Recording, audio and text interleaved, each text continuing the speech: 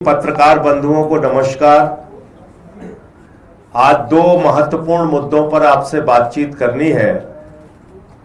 Number एक, गुजरात में जिस तरह से आम आदमी पार्टी के पीछे भारतीय जनता पार्टी पड़ी हुई है और वहां हमारे सोशल मीडिया के पेज को इन्होंने सस्पेंड कराया है, और दूसरा जो 7 लोगों के टूटकर बीजेपी में शामिल होने का मामला है, जिसमें आज उपराष्ट्रपति महोदय को और जो हमारे चेयरमैन है राज्यसभा को आज पत्र दूंगा, उनको डिस्क्वालीफाई करने के लिए, उनकी सदस्यता को रद्द करने के लिए। तो ये दो विषय है जिस पे आज आपसे बात करनी है।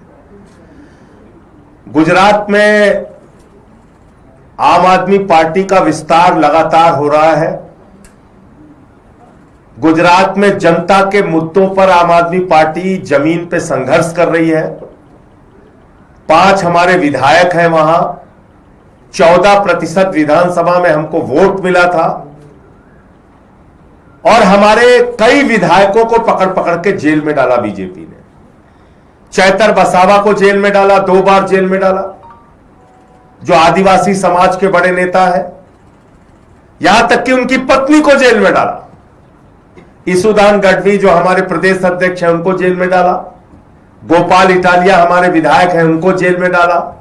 प्रवीण राम जी हमारे नेता हैं, उनको जेल में डाला। ऐसे तमाम लोगों को पकड़ पकड़ के पिछले कुछ महीनों में भारतीय जनता पार्टी ने जेल में डाला, उनको प्रताड़ित किया, उनको परेशान किया, उनके ऊपर तमाम सख्ती की।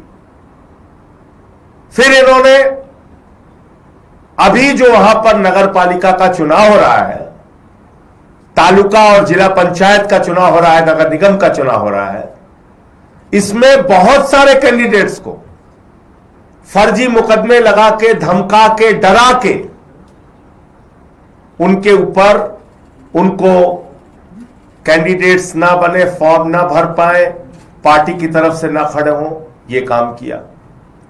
फिर हमारे कैंडिडेट के ऊपर फायरिंग करवाई। अभी इसी नगर पालिका के चुनाव में फायरिंग करवाई गुजरात में।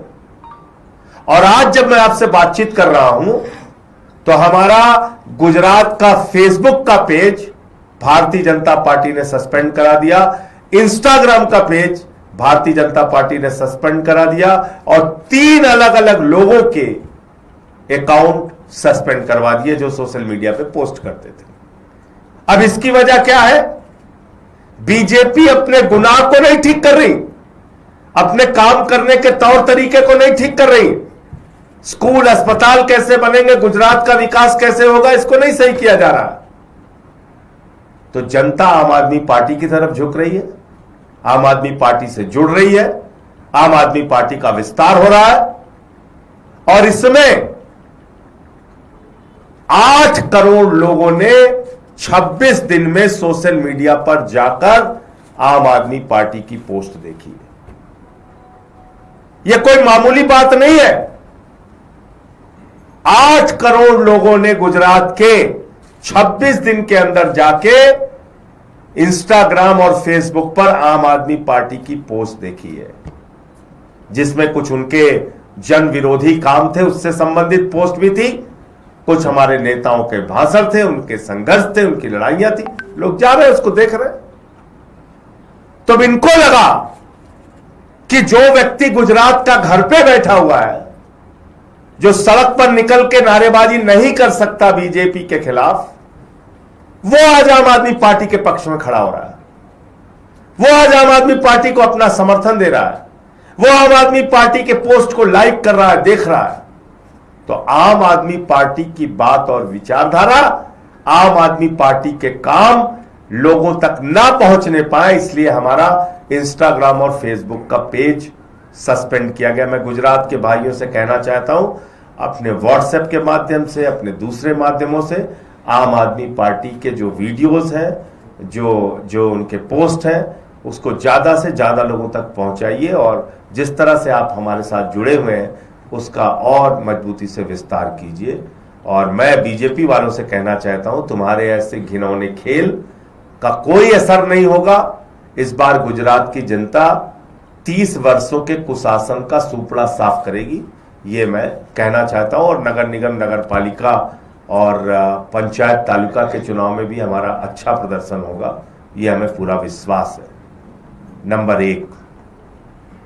और नंबर 2, कल आपने देखा एक गैर संवैधानिक, गैर कानूनी और नियमों के विपरीत जाकर 7 लोगों ने बीजेपी में शामिल होने का ऐलान कर दिया।